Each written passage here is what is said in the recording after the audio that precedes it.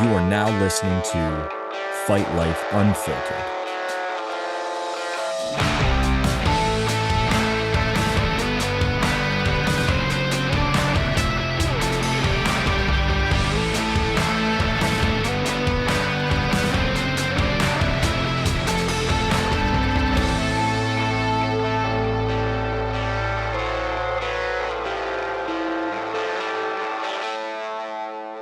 Yeah. Have you ever had a stoppage? Like, Like doctor? yeah. No. Or no. Mm. Sick. But I feel like if you did it, it would have to be like cut like this. It The wouldn't. It elbow above wouldn't. the eye. Or like somebody doesn't come out for like the round or something. Would that be But satisfying? Like if it was Yeah. a tough fight and it ended by doctor stoppage, but they were still bringing you the fight, but they just had like a I don't big know. gash. Like, would you feel satisfied or would you be a little bummed out that you didn't get to like see it all the way through? I don't know. I think it depends because I feel like if you're like, say you're on them, like your first two rounds, you're like one, maybe it's close, but like you're still up, Mm-hmm. and then you get the cut, and it's like, all right, then like they wave it, like maybe there, and then again, like I said, like if you're in between rounds, and like usually you get that like in between, you're just like there's like a whole like you don't even know what's going on. So like I feel like when you stand up and they're like the other guys know more, I feel like maybe it could be, I don't know.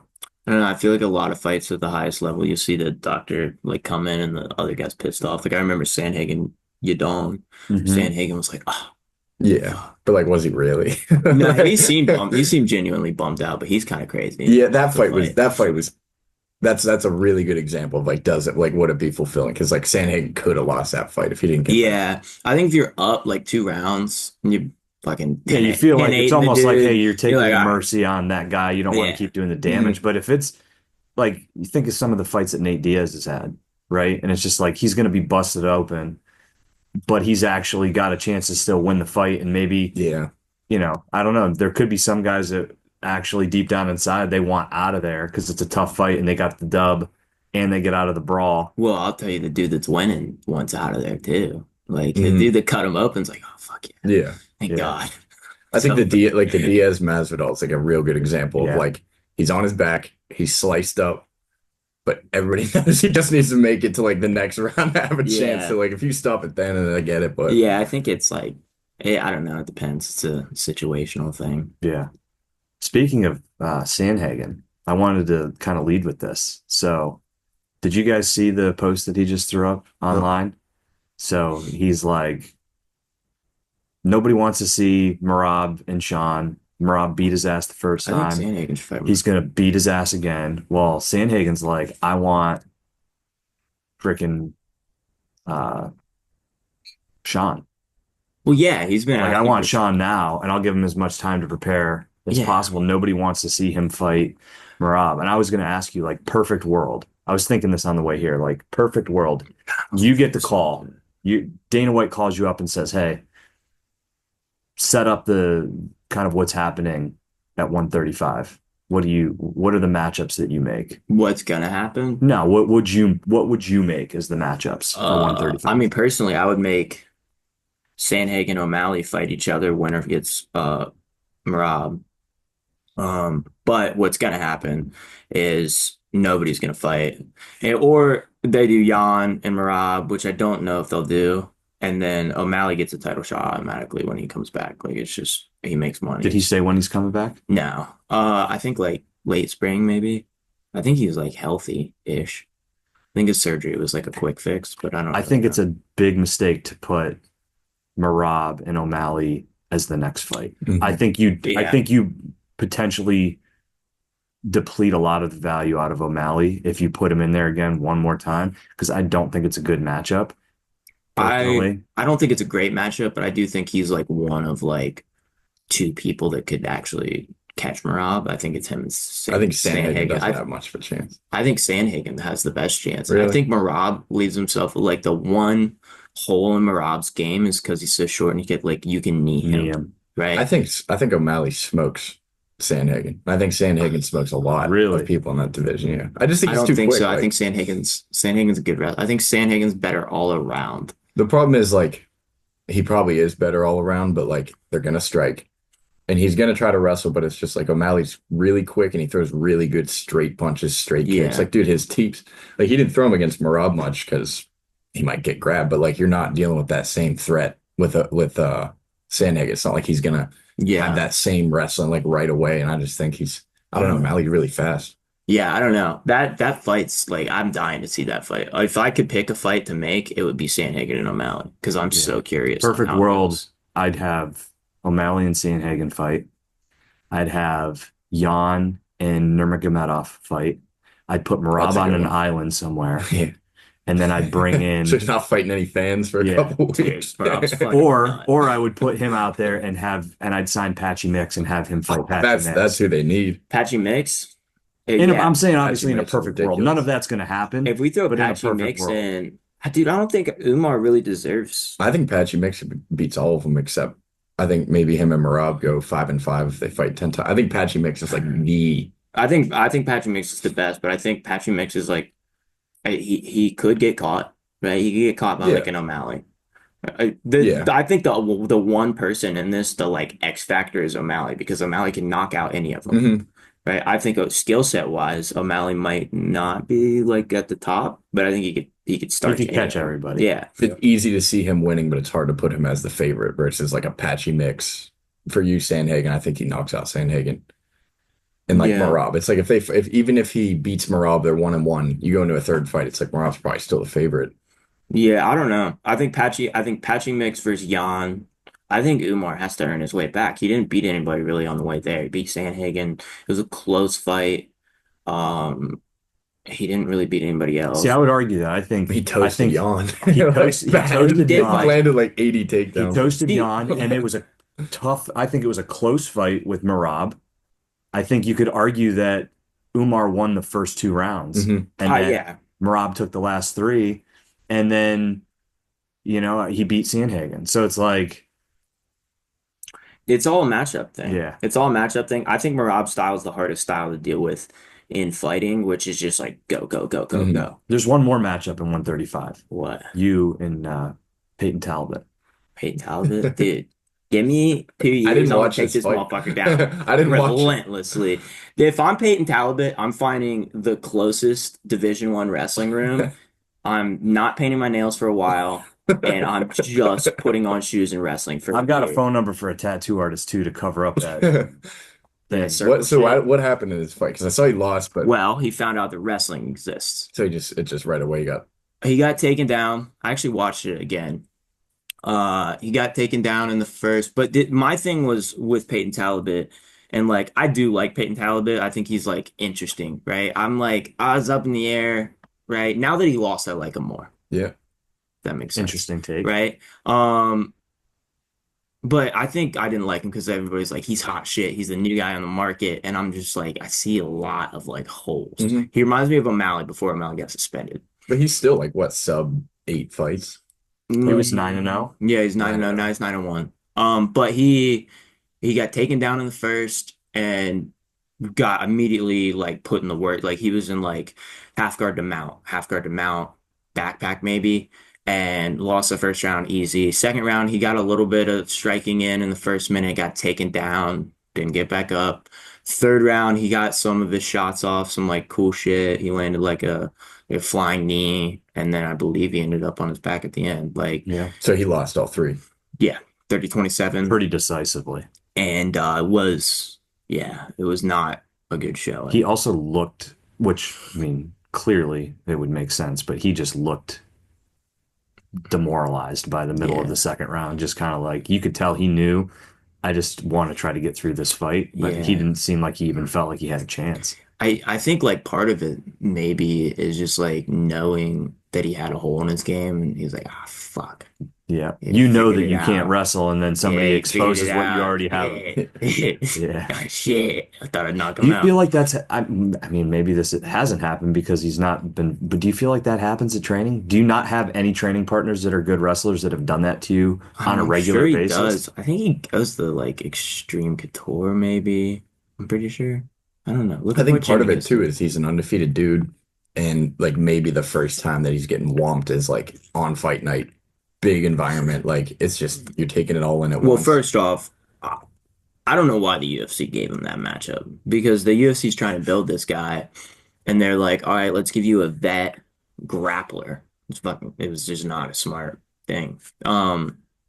But Need to give him Clay Guida. they could have gave him somebody who's like mid all around. You know what I mean? Like a Swiss Army knife, but like not great, Yeah. right? And he just goes out and knocks a couple more people out. Like I said, he reminds me a lot of O'Malley, and I think one of the biggest things with O'Malley's career is he got suspended And was able to work on before his those. holes got exposed, right? He was like getting to this level where it was like, oh shit, and then he gets suspended for 2 years and just gets like way better at fighting and Yeah. then comes back. If Peyton Talbot like would have just won this fight and then disappeared for 2 years, like I really think like in 2 years he'll be great. But he just needs to find the nearest wrestling room. Reno Academy of Combat. Where's that? That's in Reno. Reno. Yeah, Reno, Nevada. out there. I think he's over there. in He must spend a Vegas lot of now. time at the Bunny Ranch. I don't know what you mean. You don't know what the Bunny Ranch is? No. That's where they found Lamar Odom. When Oh. Odom OD'd. Oh It's shit. like a brothel. That's what I It's like figured. legal to go just like fuck chicks for money. That's cool. I was gonna get excited about it, but I'm like, Wrestling room? wow, yeah, he should work on his wrestling there. Right? Maybe he's spending too much time at the Three Bunny on Ranch. one. Yeah, 3-on-1 wrestling at the Bunny Ranch. yeah. I don't know. I think he'll get better. Hopefully, he better get better. Take him down. He's Yeah. got like a striking style that's just like if he wins, it's gonna be like nasty. Just because it's like a free flow. You can tell he's going in there with like some sort of game plan, but like all of the reads he's making are like he's really like reactional and instinctual. So like he's putting it's not like his coach is going out there and like wait on that straight right hand because it's gonna be there, but like he just has that instinct to put it. So it's like he needs exactly what you said, like a year where he's just like a wrestler and he comes back. It's not like that striking goes away. Yeah, he needs like scrambling ability because he's super athletic, right? He did like a backflip in Dana White's Contender Series off a single leg. Yeah. He's athletic, but one, his stance is like very straight, which I think allows him to like get more power. It's very Muay Thai like Yeah. kind of. But it also makes you way easier to get taken down. So I think he like, he just needs to he shouldn't fight for a year at least. He should like get better. The other thing I've seen from him, what it looks like is like O'Malley, like the reason his striking works is because like he's there and then he's not. He's there and then Yeah. he's not. And like Peyton Talbot's striking is like he's very quick, very accurate, but like he's kind of there.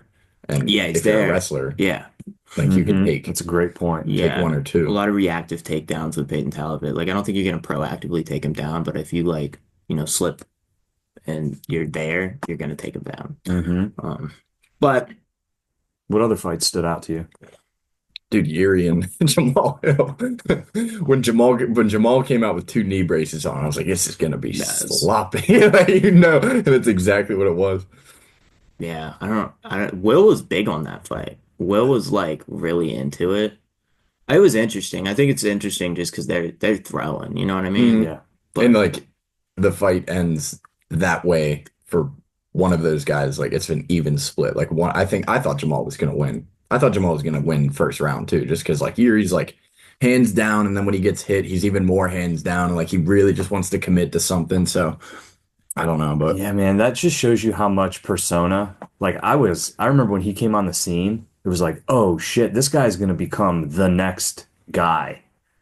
And I'm actually glad that they made the Ankalaev fight with Pereira as opposed to putting Jiri back in there with Pereira again. I just think that is such a bad matchup for Jiri. yeah, it just doesn't go well. His hands are just like he's not defensively sound enough to, and he's not taking down Alex. Like he's fought him twice now. It's not like he's gonna take him down and grab his back. So it's like you got 5 rounds to stand in front of Alex and like hope. Is this the fight that Ankalaev starts to wrestle? Because that's always the thing on him is like he never wrestles. He just goes in there and has kind of a very one-dimensional striking game, but very fundamentally sound, good leg kicks, but doesn't wrestle anybody. And I think he's got a really good grappling background, if I'm not mistaken. I bet he does. I feel like I haven't watched him enough.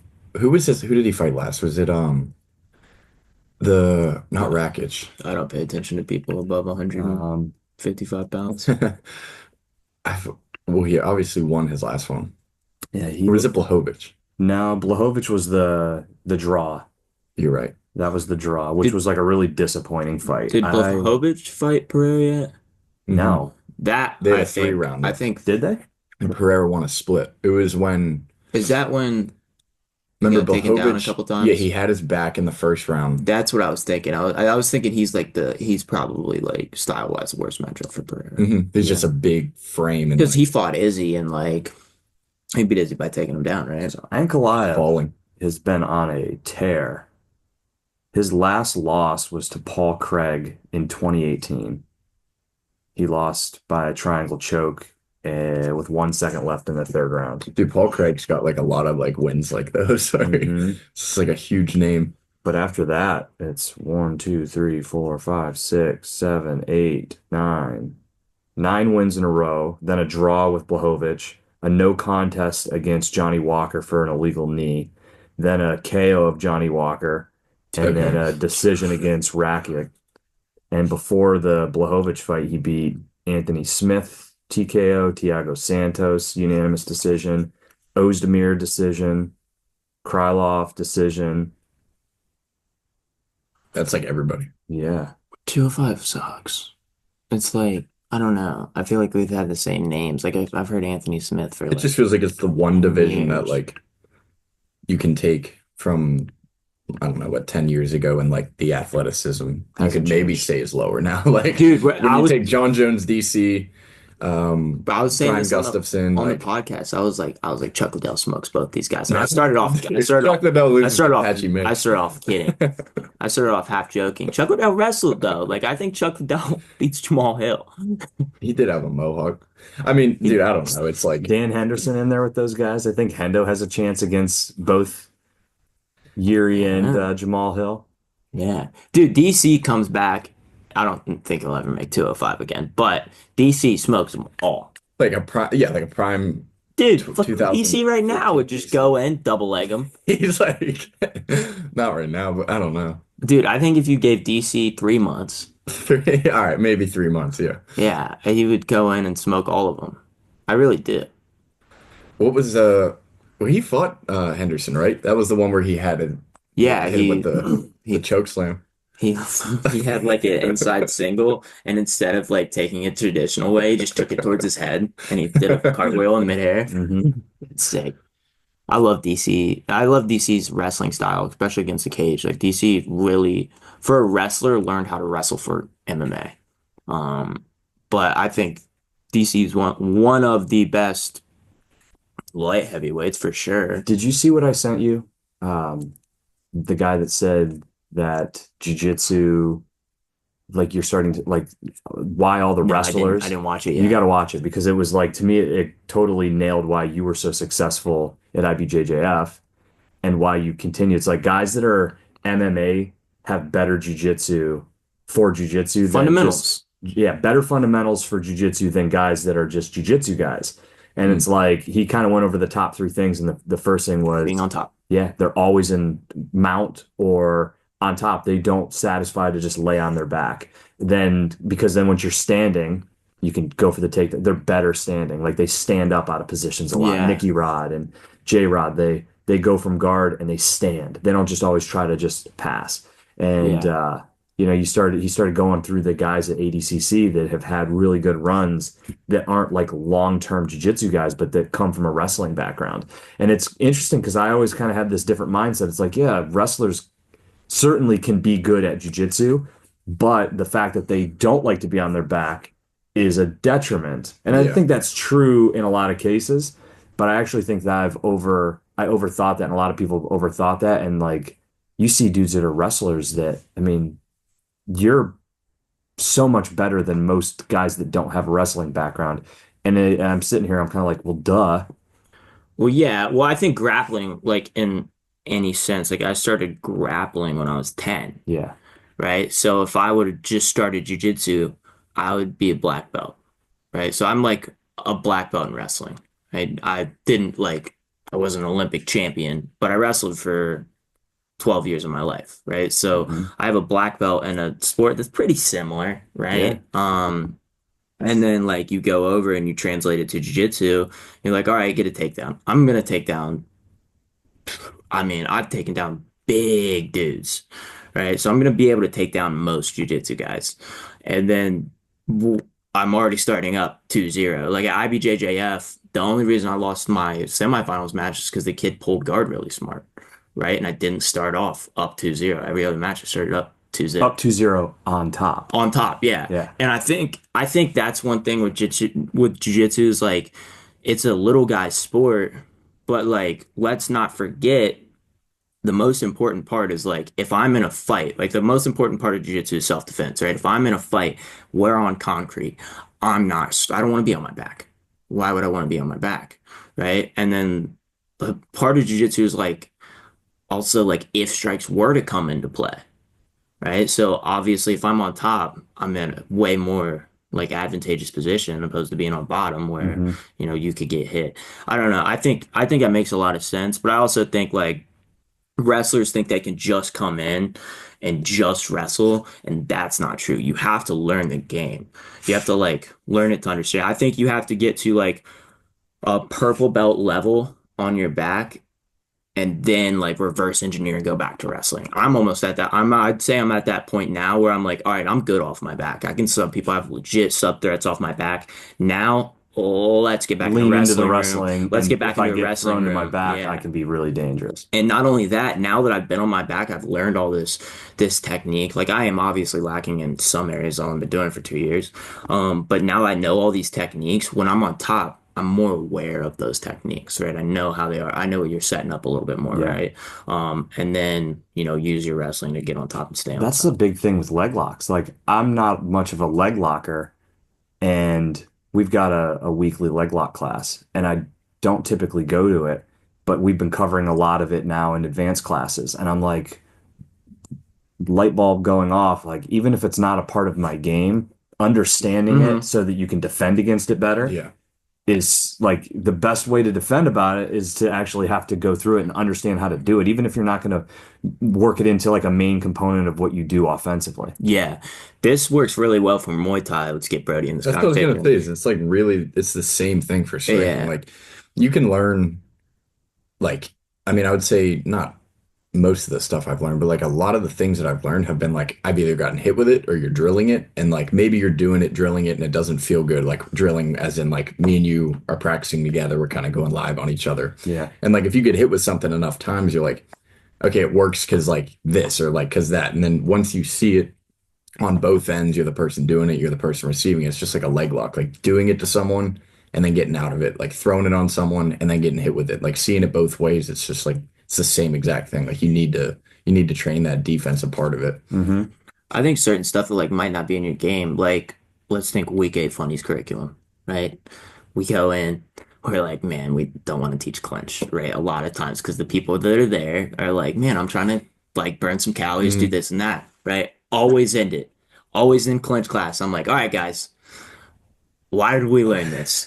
If you hate clinch, you just learned how to get out of clinch, right? Yeah. We went through this whole sequence, right? At the end, it's breaking, pushing away, and now you're at the start, right? You have to learn it. You have to know it enough to know how to defend it. I think another thing too is like Will does a good job of saying like he does the same thing when you do like hand trap elbows where he'll be like maybe it wasn't the most exciting lesson, but like if you're here for self-defense purposes, like you gained something more today than you would have on like flying knee day, because chances are if you have like an altercation, probably be in some sort of a clinch or like being in a situation where you might have to defend yourself like close range rather than flying knee to the face. So like I get why he says that, and it's a good like pointer, like, hey, if you didn't love clinch, like you probably got something more out of today than like what you realized. So Street fight going straight flying knee. or double collar tie. Yeah. Are you clenching somebody up? I don't know, maybe a step You pivot. get in a street fight, you step pivoting. Step pivot, arms around, good head positioning. No, not clinching. If I got in a street fight, I'm definitely just reverting to jujitsu for everybody's safety. You just slowly sit Mostly back. my hands safety. Like I don't want to break my hands. Yeah, that's half the reason, or half the time I watch any of those bare knuckle fights, I wince at like when they connect punches because I'm like, that hurts. Dude. Like they're hitting each other in those moments, and half the defense is just like put your head down so you're getting hit in the top of the head, and like you throw a hook, anything where you're landing like sides of the knuckles. Like it's I mean, I think it break- depends on the environment easy. you're in. Do you have space? Because if you have space and you have some defense, I'm It- letting them deep- throw deep. 3, 4, 5 punches, and it's like, oh, you're tired now. Mhm. Okay. Yeah. Now Yeah. you've thrown your 5 punches that you know how to throw, and now we're gonna actually fight. Exactly. Yeah, I'm on my back foot, Ali shuffling, right?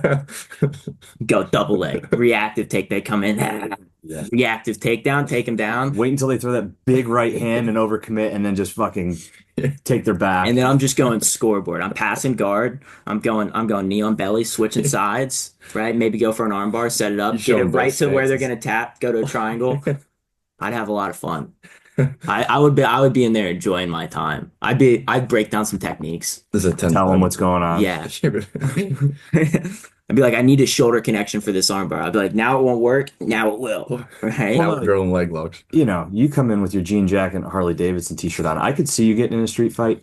I'm curious your background because you look like a banker. You look like you just came here from like JP I Morgan. did. And all I hear That's is like, good. this dude is such a badass. And I'm watching your videos. I'm like, I would be petrified to have to get into it. Like, how did you find yourself into fighting? Dude, it's like I've met a lot of people with like the same, like you meet people in the space that you're like you, I didn't realize like you do this. Like it's just a lot of people like that. But yeah, so I was a senior in high school the COVID year and I was about to play lacrosse, like my senior year of lacrosse.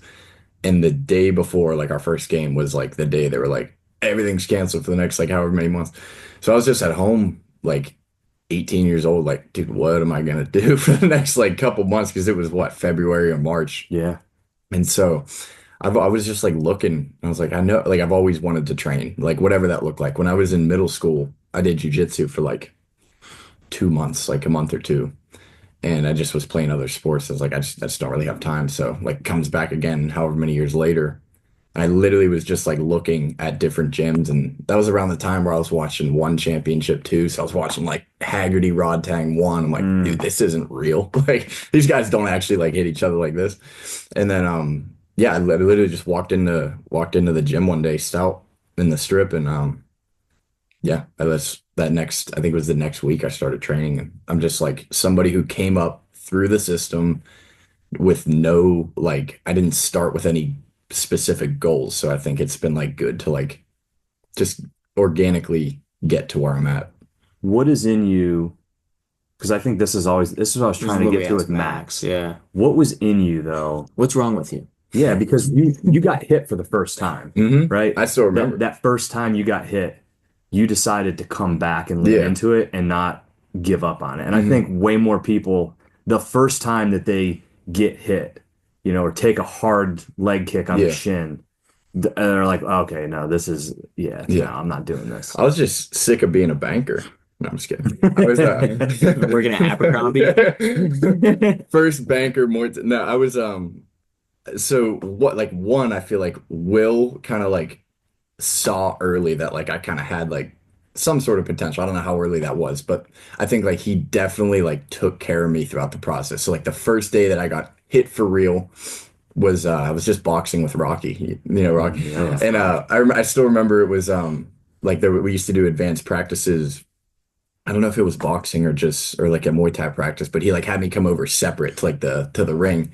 He's like, "You're gonna learn something new today." I was like sweet, like this is awesome. I was like, "What is it?" He's like, "You're gonna box Rocky." I was like, at the time I didn't know like what like like anything, so I was just went in there and Will was watching the whole time, and I mean I got lit up by Rock, like it just lit up just because like you think you know, and then like you start throwing and then you get hit for the first time exactly like you said, and you're like, this is so much different than hitting pads. And um I don't know, I think I'm super competitive, and I like the like the game, especially Muay Thai, striking, kickboxing. It's not like you're gonna see somebody just run out of the gate, rage, and just win the fight. Like you're gonna have to have tactics. You're gonna have to. There's gonna be a moment in the fight where you're like, dude, I'm down. Like I might not. Like you know what I mean? There's just so many times you're like, I just got kicked really hard. Like I have to do something about it. But I think just being competitive and like I really just love the sport. So I think those two things going just really help. Mm-hmm. But Yeah.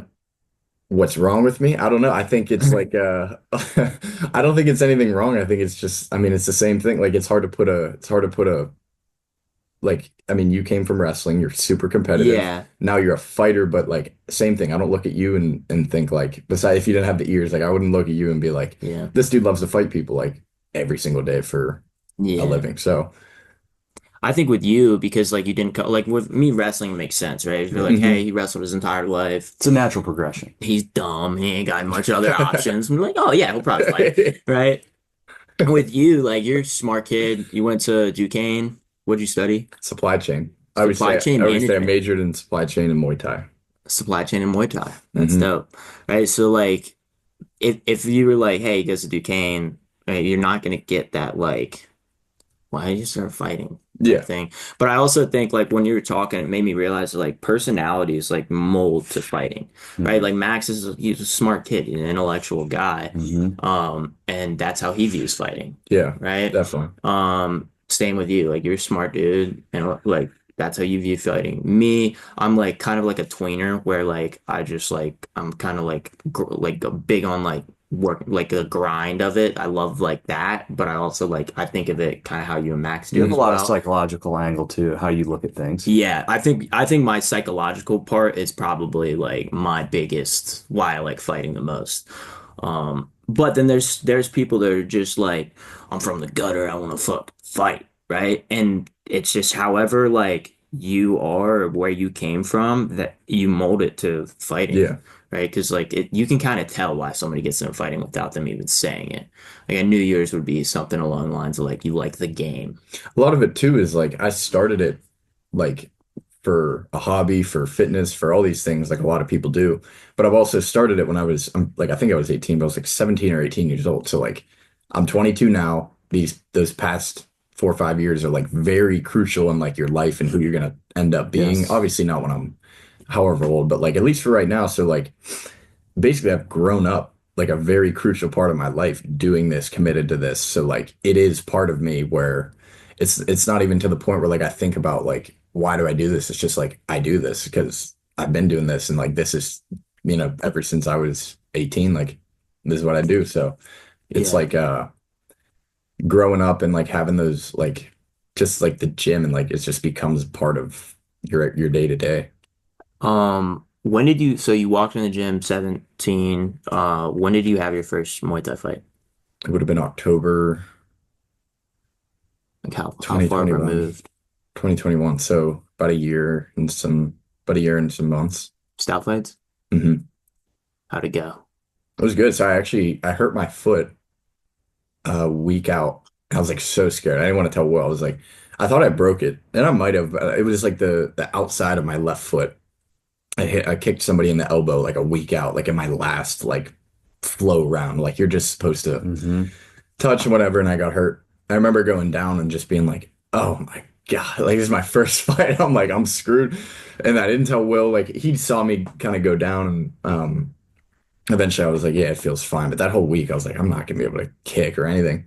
So I went into that fight just kind of knowing I was gonna box, and I still remember getting into the ring. Like I climbed up and I stepped into the ring, and I almost rolled the foot that like I broke. And I'm like, "This is like a nightmare." Like, but yeah, I ended up going out there and threw 80 left hooks. Didn't get hit much. I got it was a third round stoppage, and Chip was like very generous with that stoppage. It was like I hit him with a right hand. He kind of like did a half bounce against the ropes and he counted the eight and was like, that's it. Really? Mhm. Chip quick on I the had that's stoppage. That's crazy. That's wild. So you debuted in 2021. How many fights do you have? Seven?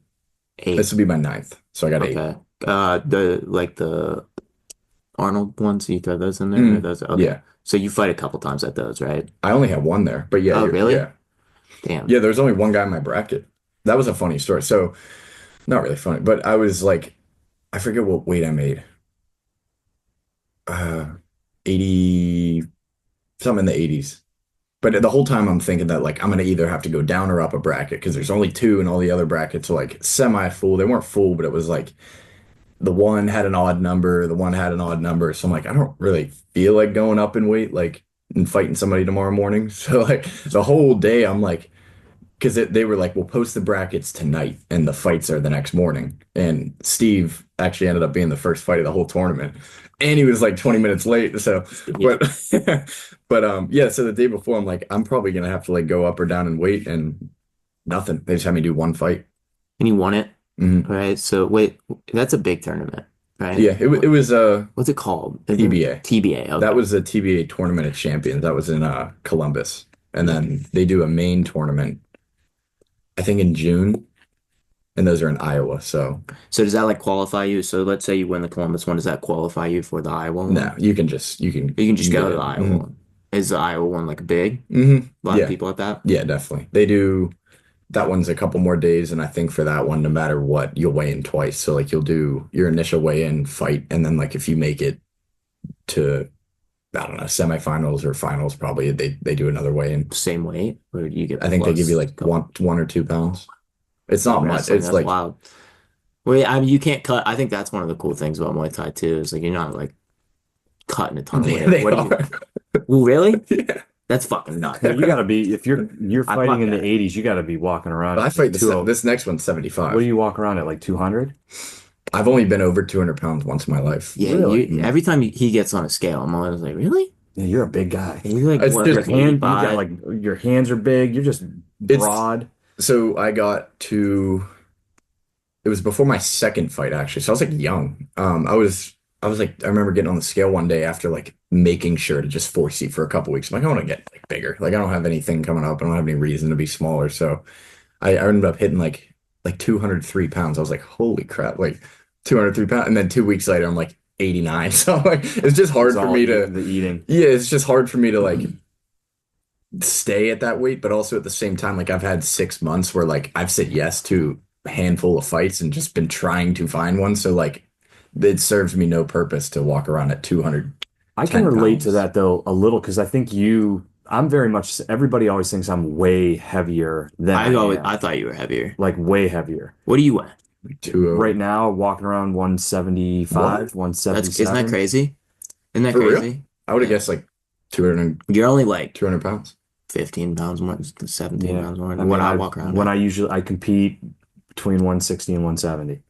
Dang. Like I was 166. And that's a very natural. Yeah. Yeah. I was on TRT for a year and a half and I was the same weight. Really. I've been as heavy as like back in my Lifting. mid 20s, I was like 210. But my frame is small. Like I have small wrists. I don't have like big attributes, and I feel like the muscle that I carry is deceiving. And I mean, there's a downside. I feel like when I train with people in practice, I'm always stuck with somebody that's like 200 Bigger. pounds. And whenever I want to roll with somebody that's like 160, they look at me like, why are you going to try to Yeah. bully me? And I'm like, bro, I just want to fucking go get somebody like my own weight and size. But it helps me because I'm longer for the weight class. Like every time I'm grappling, I'm usually taller, and if not taller, I'm longer. Mhm. And I see that like, do you feel like it's an advantage for you because of the way you carry your weight? Because I think that's whether it's you're big boned or whatever, like I think there are people who are heavier than they actually portray as well Mhm. too. Yeah, I think it's definitely well, I think height is probably gives you some sort of advantage in pretty much every Yeah. combat sport. Like I think even you saying length in jiu-jitsu, like you're like tangled the whole time, one's on each other. Like it's just like even their length gives you an advantage. So definitely in Mhm. striking sports, and especially with just like straight shots, like when you throw jabs, when you throw strikes with your legs, like you're just having an extra couple inches in a fight is a huge deal because it's like somebody who always has to get inside, and just my style is like I'm kind of able to be annoying with my long tools. So it's like Yeah. it if I was a couple inches shorter, I'd probably have to completely change, how I'm fighting. Mm-hmm. You But seem like somebody that's got a nasty teep kick. yeah, yeah. Fucking kick. Just period. Dude, I had to sub for Will yet. What was that? 2 days ago? Yeah, 2 days ago. 2 days ago, right? I'm teaching this class. I feel bad. I'm teaching this class, right? Big class. It's an intermediate class. I don't get to teach intermediate very much. I view them as my peers, right? Because they are. I take intermediate class all the time. I take funnies too, but like obviously I know more than the funnies guys. So I'm teaching it. I'm a little nervous, right? I'm talking. Gunshot, gunshot, gunshot. I'm like, look over and Brody's just kicking. And I was like, fuck. Now it did give me like a lot of comedic relief. Like I was Yeah. using it, right? Yeah. Which is one of my favorite parts of teaching is I just view it like stand-up comedy and I'm just like I was like, can you guys hear me? I was like, can you guys hear me? But Brody's just fucking in the background. I was like, Jesus, bro, come on. Like I feel bad, but we're I'm over here doing. trying to teach All them. right, intermediate class, we're gonna just circle around. Yeah, everybody just watch Brody, I guess. Watch It's the him. Brody show. That's hilarious. I feel bad. We were just like we were trying to get those like short in between rounds going. We're like, I'm not getting a full break. So like I hear you teaching. Josh is calling for another kick. I'm just like, ah.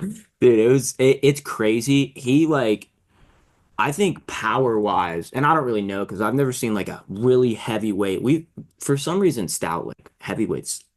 Yeah, we I don't don't know if really have a- they aren't in Pittsburgh. Maybe they just play football. Yeah, I the don't only know. big They do. kickboxer heavyweight would be Lonnie, right? Yeah. Yeah, I've never like seen Lonnie I've kick seen a him. pad. I've seen him kick the pads on a video before. Yeah, I'm sure it's hard. Yeah, Dude, Big sparring guy. Lonnie's like Sparring Lonnie's very, weird though very because hard. Lonnie's like not what you would think. yeah, he's Lonnie's like a cat. like a fucking ninja, bro. Well, he likes to do You're tricky. just He like, likes to yeah, do it's like tricky spinning things. and shit, and you're like looking at him, you're like, that doesn't make sense, Mhm. right? And then he just like hits you with a straight two to the body, and you're like, what the fuck? Yeah. Like, it's just like he's got a weird style. But I was gonna say, I think Brody, like size wise, just like his power is crazy because like yeah, I would assume you have the kicking power of like a normal like 250-pound guy. I mean, I don't think much louder noises could have came out of the fucking Thai pads. But he's only like 180. It was just crazy. Do you model yourself after anybody? Like, do you have like somebody you try to emulate or that's really been an influence on Yeah. your game? There's a couple dudes. I think a really one that like is very similar to like my build, kind of just like you know Rico? those like Russian eggs where like you they take them off and like Yeah. they're smaller every time. Like it'd be like 3 down for me. So his name's Savas Michael. He's like a 135 or he's from like Cyprus. And he fights in Thailand and he fights like the best Thai guys at like the prime weight class. And he's just this tall, lanky dude. And just the way he kicks and like the way like the pad round flow that I do is mostly like if I'm getting after it, say we're doing 5 minutes of hard pads, like I'm just ripping pads as hard as I can. Mm-hmm.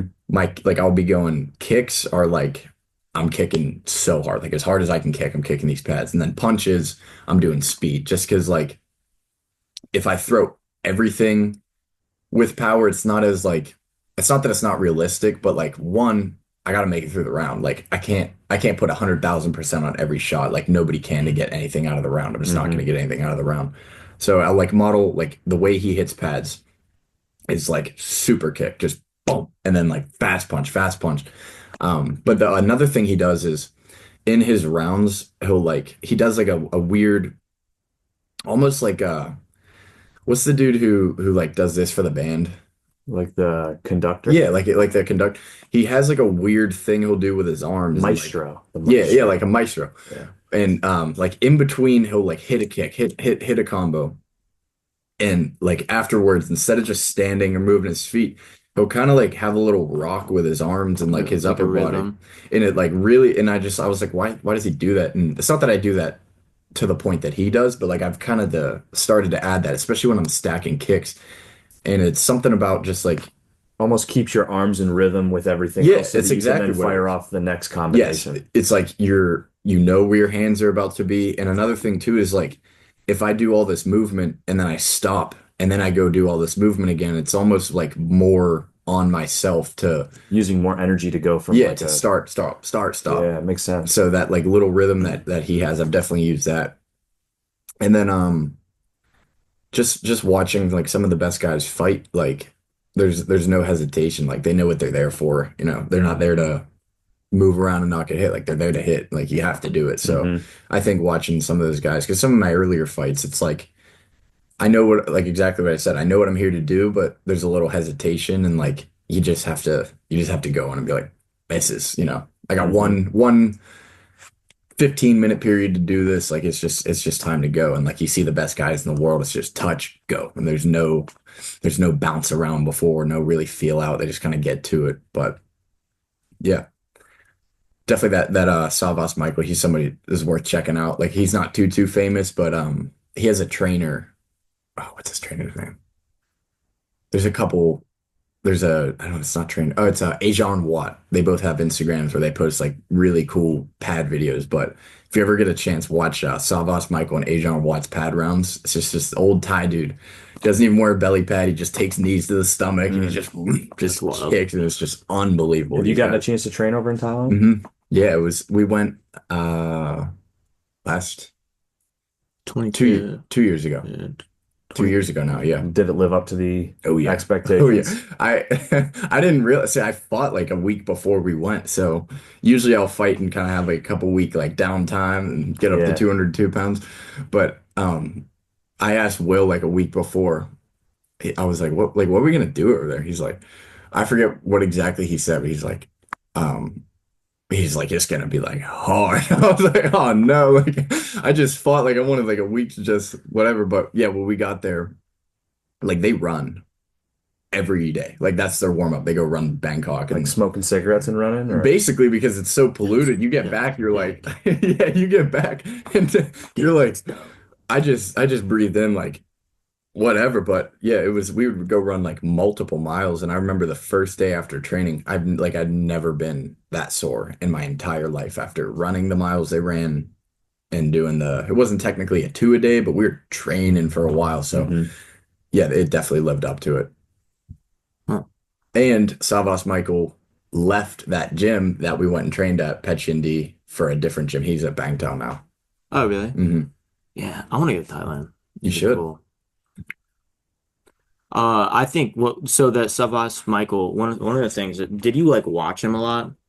Like, Did you watch his fighting a lot? mhm, And then did you start to find yourself like not even purposefully, but like definitely. Yeah. start doing this shit? I think that's something that's really cool about fighting because I can typically guess who your favorite fighter is just I could watch you for like 5 minutes, like Anthony Hochback, drawn him out, guaranteed. Like he has very like his some of the stuff he does, you'd be like, damn, like you're like mimicking it to a T, I think a lot of right? people say that about you too. Yeah, and I watched a lot of O'Malley when I Mhm. I started. see a Now I lot of watch the Sandhagen. Sandhagen. I see watch a this- lot dude, of when I watch you Sandhagen. fight, it's like, wow, that's Corey Sandhagen. Yeah, I watch a lot of Sandhagen now, which I think, like, especially my last fight, I was watching a lot more. And I'll like even little shit where you're just like, all right, like Dude, I my was just hands are about way to say higher. this. Sometimes I'll see you do like that little cup guard where you got like one Yeah. hand up. That's like a Corey thing. Or when Or you switch TJ. stances, you know, like kind of do that like handshake out. Like that's an O'Malley thing. Like he Yeah. just throws the Well, teeth I after. think that's like that's really like I don't that's a psychological thing. That's again that's shit I love Mm. like I get into. I was the same way when I wrestled. Like I was a left leg lead, so I had two favorite wrestlers, Jordan Oliver and Dorian Caldwell. And it was like you could have guessed that if you watched me wrestle. I think that's so like unique Mhm. to fighting.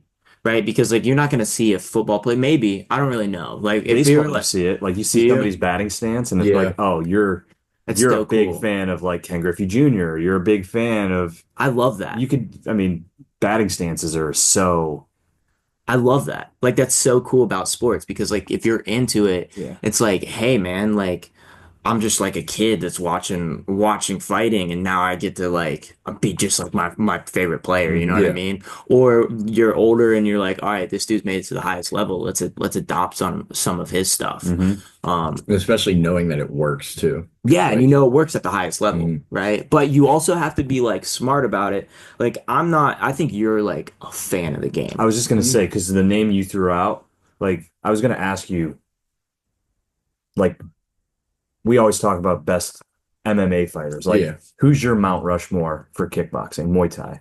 Hmm.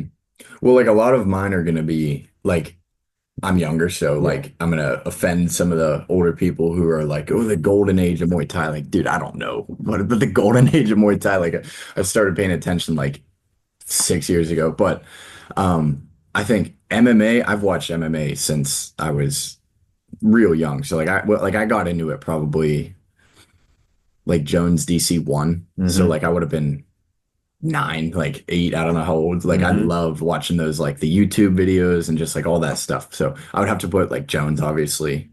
What's it for? Mhm. Drove some Muay Thai guys in there too, like Like Muay Thai MMA Muay dude. Thai and MMA. Like I'll just go Jones, my 4 yeah, favorite fighters because a yeah, lot of okay. them are MMA fighters. I've always loved watching John Jones. I'll put Savas Michael in there. I'll put Jonathan Haggerty in there just because he's Mhm. just it right now. Like he's just fearless. Like to like go and knock out somebody in one championship's one thing, but the guys that he's knocked out are like Khabibs of Muay Thai. Like he took out a guy named Nongo, and obviously he's a little older now, but like that's somebody who is like Sanchai level in Muay Thai. Like he is like Mhm. the guy. Like you don't legendary status. And like KOs him like very very early in 30 seconds just because he's Jonathan Haggerty and whatever. And the last person I would say I'll put a newer MMA guy on there. I'll probably say I don't know. I honestly like watching Charles Oliveira a lot. Just because he's That's really somebody who cool. like he has everything and he shows everything too. And he can win Yeah, in every single way and he's shown he can win in every single way. yeah. So I'm big on. I used to with MMA like specialists.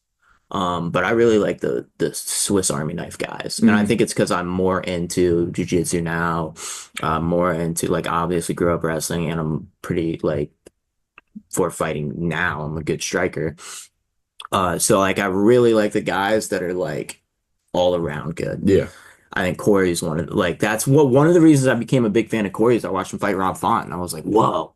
I didn't know you had this secret, like you're wrestling now. Mhm. And I think that's really cool. John Jones is, I think, he's the epitome of just like he's all around a good I fighter. know Yeah. we should just have like a photo of John Jones Yeah, we hanging up should. here. Let's stop We're on his referencing it. nuts constantly. Yeah, I mean, But how can I mean he's he's a goat. yeah, I can't have a basketball podcast not talk about LeBron. MJ. Yeah. I mean, yeah. I almost said Michael Jordan too, You and then I almost and did. then I I saw stopped. But all right, so you got a fight coming up. Um, who's it against? What's it for? When is it? How do I stream it? All the Yeah. questions. So it's next from the day we're doing this. Next Saturday, it's February 1st. It's in Henrietta, New York. So I guess it's Henrietta. right outside of Rochester, right near Rochester. Yep.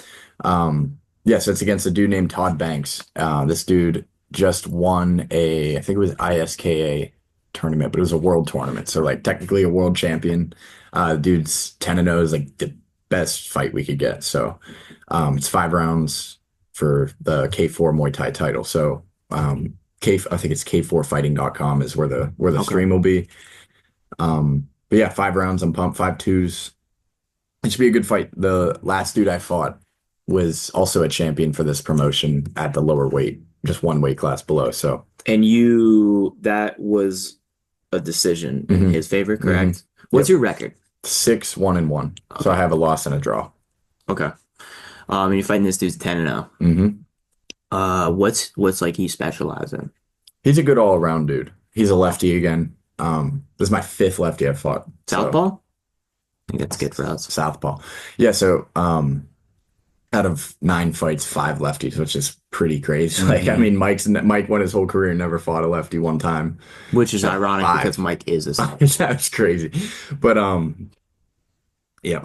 Yeah, his style is good Thai style. It's not going to be like I don't think he's going to go in there with like win or lose by this one way. I think he's a pretty well-rounded fighter. So it's gonna be a good fight. Like I know it's going to be a good fight. So I'm excited for that. I'm excited to strike with someone too because a lot of the times like I've had fights where I get myself so prepared and so hyped for like this back and forth just like grueling what you expect because like if you picture an MMA fight going in your favor, it's probably you go out there, you land some cool shit, you take them down, you elbow them, and you win.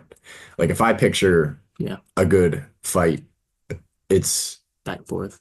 it has to be. You know what I mean? It's and unless I have the absolute most perfect timing on a early head kick, early cross, early hook, I may get hit. So it's, I have to get myself to a point where I know that this fight is like one is going to be a tough fight because you can't tell yourself it's going to be an easy fight. You have to tell yourself it's going to be a tough fight. So that's what I'm ready for. I think Muay Thai can be like, I think that's one of the reasons why people are like, Muay Thai's so entertaining. Because it's like that back and forth, like you go, I go kind of thing. Mhm. And I think sometimes really good Muay Thai guys don't have a ton of success in MMA because really good MMA fighters are like, I'm doing my shit. You're not getting yours off, right? And you watch these Muay Thai guys, you're like, I'm a fucking world Muay Thai is champ. like a dance. Yeah, it much is. so It's like a transaction. Like you Mhm. go, I go, you go, I go. MMA is like, I'm going. I feel like another thing that Yeah. makes it so exciting is like if you grapple with someone that say there's whatever, you go by the belt level. If you what are you? Blue belt. So if you grapple your average white belt, there's going to be such a discrepancy in skill, probably, that you're not only in control the whole time, but you're so much in control that you're almost teaching. Whereas if whatever belt I would be in Muay Thai, there isn't any, but whatever belt I would be, say I go with somebody who's 2 belts below and we're sparring, and even if we're just play sparring, I'm gonna get hit. Like Yeah. it doesn't matter if I'm 2 belts above. The skill discrepancy and just the sport that we're playing is it just you can be at that's why there's so many upsets. You can be at a lower level Mhm. and rise to that occasion or just be lucky. I can be, it's like you zig when you should have zagged and Yeah. you got tagged, I guess. But it's Yeah. like, especially in Muay Thai, like I could be way better than you, but you might kick me in the head. Why? Yep. So why do you think it's like that in Muay Thai, but it's not like that? Because I feel like boxing, it's like, hey, if I'm way better than you, Because there's I'm gonna less fucking win. variables. It's Yeah, I just, guess that makes sense. I'm throwing a left or a right, and it's either to your face or to your body. Mhm. And there's just Do you follow like kickboxing a lot? not I wouldn't say as much. So one championship were the Muay Thai. They do kickboxing Yeah. too. And it's big glove, it's not little glove. Yeah. So I definitely follow it, but not like I don't follow Glory I or saw like, one of the biggest upsets in striking history live at Madison Square Garden. which Andy Risti and Giorgio Petrosian. when was that? Fuck, that would have been 2015, maybe. Because that's the Petrosian that is he It would have been because I think he went Glory to 12. So Petrosian, I'm pretty sure went to one championship a yeah, couple years so after that. he won Glory 12 against, left uppercut. So that was 2013, November 23rd.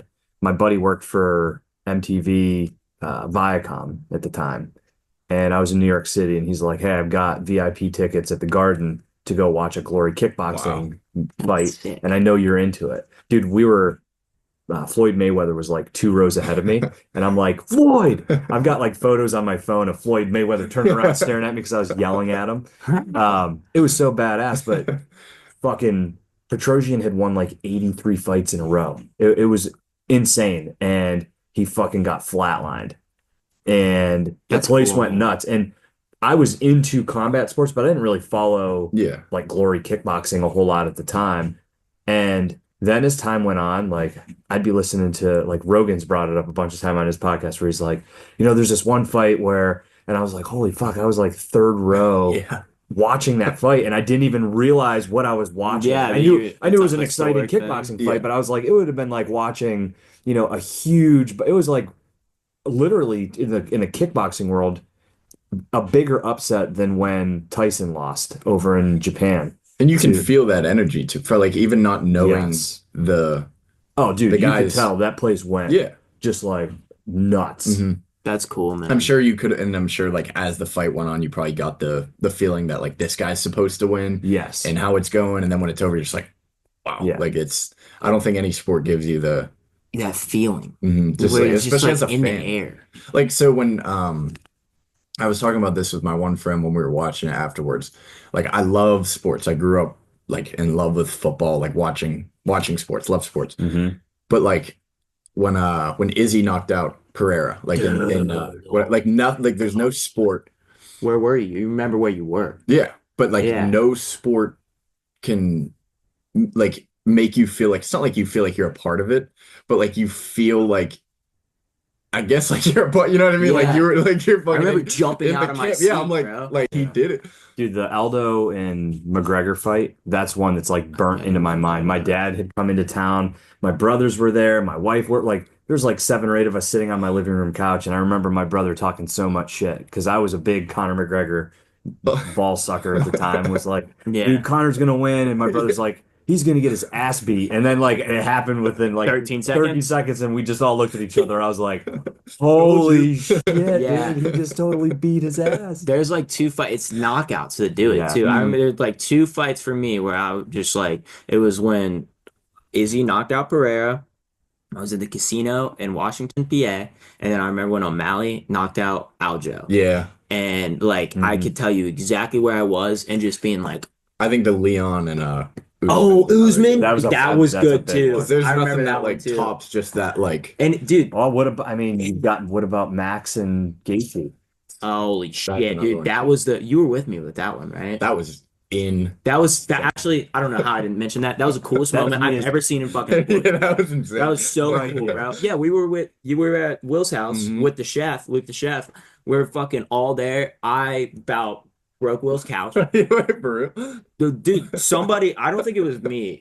Blame it on the It chef. might have been Luke. Let me get a blame. Blame it on- Yeah, like one of the pieces of the couch just like moved over. And we were like, oh my fucking God. Like ran out. People were like, you turn into a child. Yeah. It's so cool that like fighting does that to Dude, the you. Share a Bullet knockout earlier this year with I the missed double that back one live. fist. I didn't watch that. I I missed that I live. rewatch. I mean, circumstances weren't as big as Yeah. like a BMF title on the line, last 10 seconds, pointing to the center, 2 big names, but like I remember hitting rewind and just rewatching it and rewatching. I was like, holy shit, what a knockout. Dude, and I think like we're all fans of all sports. Like all sports do that, right? Yeah. And like it's so cool. Sports are so unique, but fighting is like Yeah. I think it's the circumstances The and like, consequences the that are tied to it. consequences. That's Because what you I'm know they're saying. real people. Like when you're watching a football game, there's 22 of them out there, and I think like the pads and everything, it just adds like an extra layer that you're removed from it. Like Mhm. even if you're at the game live, like you know that this is like an organized thing. Whereas like when you're a fight fan, you follow these dudes on Instagram, you watch the YouTube videos, you watch like how they interact with the media, with people leading up to the fight, Mhm. and you see them before the fight, and you're like, this is still a real person. Like he's nervous, he's scared for this, and you see the afterwards, and then when they do something great, and it's just like it's different. Like, I'd it's just love different. to ask Dana, and I think it's interesting that it's come full circle that now the UFC is a part of TKO with the WWE. Yeah, But in hindsight, it makes perfect sense that the UFC would be as big and popular as it is because it's the same thing as the WWE as Real. far as how you Yeah. are invested in the people. And think about how excited people got over moments that were pre-scripted. I mean, wrestling from the scripts are fake, Yeah. but you get so invested and people were like so emotionally tied to who wins SummerSlam or the Hell in the Cell. And it's an obvious translation once you then say like, no, but it's actually real now. yeah, It's like it's small enough and intimate enough, although big. Like you get really, really invested into the personal stories of Yeah. these people. Dude, yeah. And I think like with WWE, it's like, it's a character. Like when you're a kid, like obviously like you're invested. You like Mhm. Stone Cold and his thing, like his shtick. But like when you're into MMA and you watch somebody you really like lose, like when I watched Max Holloway get knocked out, bro, It was hard. broke my heart. Yeah. Actually, I remember it was the day I fought Eddie because I didn't watch it in case he got knocked out. Yeah. Because I didn't want it to I like had a bad affect feeling me. about that. I didn't want it to affect me. Because I remember I fought one time O'Malley fought Jan. I was like, I'm not watching it because I thought he was gonna lose. And I don't want it to affect me. Right? You like get invested in these fighters because they're Mhm. actual people and you Yeah. know their stories, shit, like their kid. Like you like their podcast, you follow them, they're real Yeah. people. And you're just like, it's real. It's like WWE, but it's like fucking real. dude. I think WWE has gotten so many people into combat sports like subconsciously that it's unbelievable. Because I mean, I grew up loving it. Like as a young kid, like, and then I go like you just forget that it's a thing, but then like it comes back around and you start drawing all these similarities between this sport and that, and it's just like you said, it's like you follow people's stories. My family got thrown out of a WWF For real? event when I was a kid. My grandfather got in a fight with 2 security guards. That's fire. Did he Yeah. did he hit him with a chair? I know he fucking grabbed the guy around his throat and Choked lifted him up him. off the ground. Dude, he was going for a choke slam? Oh yeah, That's sick. we were in Erie. They were in Erie, PA. And I had my That's a shitty place to be. we had our I had my Legion choke slammed in Legion Erie. of Doom spiked shoulder pads on, which were like Nice. fucking awesome. The spike shoulder pads. Yeah. Holy shit. And there was a kid from my hometown that was in a wheelchair. He had a handicap, and he was there, and he was kind of sitting adjacent to us. And these people that were a couple rows ahead of us were like standing up, and this kid couldn't see. And my grandfather was like this larger than life personality. He passed away when I was in 3rd grade, but just like larger than life personality, really great, good-hearted person, but like the stories of my grandfather loved to fight. Like softball games. There's like, I'll go home and they're like, I remember your grandfather got in a fist fight at home plate during a softball game, just like all the time. But yeah, he was trying to get their attention, and my dad was throwing peanuts at these people, like fucking sit down, like sit down. Well, then they turned around and words got shared, and then somebody shoved my dad, and he was holding me, and my grandfather like fucking went through the chairs and went after these people, and these 2 big brothers come down in like red sport coats for the WWF, and they're like, you guys need to calm down. My grandfather grabs the guy by the throat, and they're like, get the fuck out of here. I remember And being you were just- there? I was there, bro. Like That's we saw fucking half of it. sick. So we saw half of the fight, but the best match was my grandfather almost choke slamming the security That's guard. the dope. Dude, imagine leaving a WWE event and you're like, my grandfather's the baddest motherfucker there. Yeah. That's What sick. Extreme Rules. I don't know that I felt that way in the moment, Yeah, you- but in hindsight, You're I probably look like- back on that, I'm like, damn, that was a great moment. You're like, Pappy, what the fuck? I want to watch the. I still have I have a box of photographs that I have that my grandmother gave me years ago, and there's just like my whole childhood from like just all of her photo albums. She wanted to like divvy up stuff to all the grandkids, and I was going through it, and there's like photos from that event, like Undertaker and Paul Bear standing in the ring, and it just like instantly took me back. I remembered being there, that moment, kind of just being like traumatized as a child, but yeah. Yeah, I never watched my grandfather get in a fight, but I would definitely traumatize me. Oh shit. That's All right. hilarious. Well, Brody, February 1st, right? You said K4, what's the website? K4fighting.com. Pretty simple. K4fighting.com. When should people tune in? Yeah, what time do you think you're going to be on? I would guess later in the card. I mean, they've announced at least like 20 fights, so it's a big card. Oh, But wow. I'm pretty sure that my coach told me it was first bell at 5. So if that's the case, I would guess I'm probably fighting 7 to 8, somewhere 7 to 8:30, somewhere in that time range. So tune in like 6 o'clock if you're going to not watch the whole thing. I'll tell you right now, we're going to be at the 247 event, and there's going to be a lot of people watching Brody fight at 247. Mhm. So that'll be cool. Just like to see Pittsburgh MMA, kind of tune in to watch your fight because I know it's going to happen. Yeah. I mean, you've been around Pittsburgh MMA. You've sparred with all the legends, coming up, like all these guys, like everybody's invested in Brody because they met him when he was 17. So I think that's like a really unique and cool thing. And he's kind of like taking his own path. I don't think there's a Muay Thai guy in Pittsburgh necessarily that's still fighting out of Pittsburgh, Yeah. like Brody. And I think the respect for what he does is kind of like, translates throughout all of Yeah. Pittsburgh MMA, Pittsburgh grappling. People know who Brody is. And I can't wait for Brody to, hop on and get to that national, Yeah. that world level. What's your social media so everybody can go find you? Brody Inc? Harris _ Inc. Brody Harris _ Inc. Brody Harris Incorporated. Love I it. think this fight too is just going to broaden that reach. Like you said, nobody's done it from Pittsburgh before, but go to New York and do this, and it's like we've done before. It just keeps broadening. Yeah. But Yeah. 100%. hell yeah. Hell yeah, man. Appreciate you Yeah. coming on. Thank you guys for Yeah. having me on. Yeah, I really absolutely. appreciate it. Absolutely. Hell yeah, dude. Follow Brody. And if you didn't listen to the live stream from last week, we didn't really talk about it, but Good time. go listen to it. Go watch it on YouTube. Subscribe to the YouTube channel.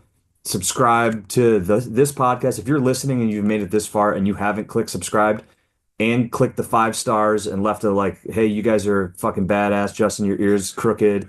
You're And super handsome. yeah, like all of this wonderful stuff. You guys control Michael Chandler on the page. No, I'm just kidding. I had to get that in, but follow all of it. Twitter, the Fight Life Pod on X or Twitter or whatever you still call it. But show the love, support, share the stuff, share Brody. Let people know if they're into Muay Thai, kickboxing, or just striking in general that there's a badass fight coming up. And that's the best way to support this stuff is just like tell people about it. Yeah. So. Yep. Appreciate it. Oh yeah.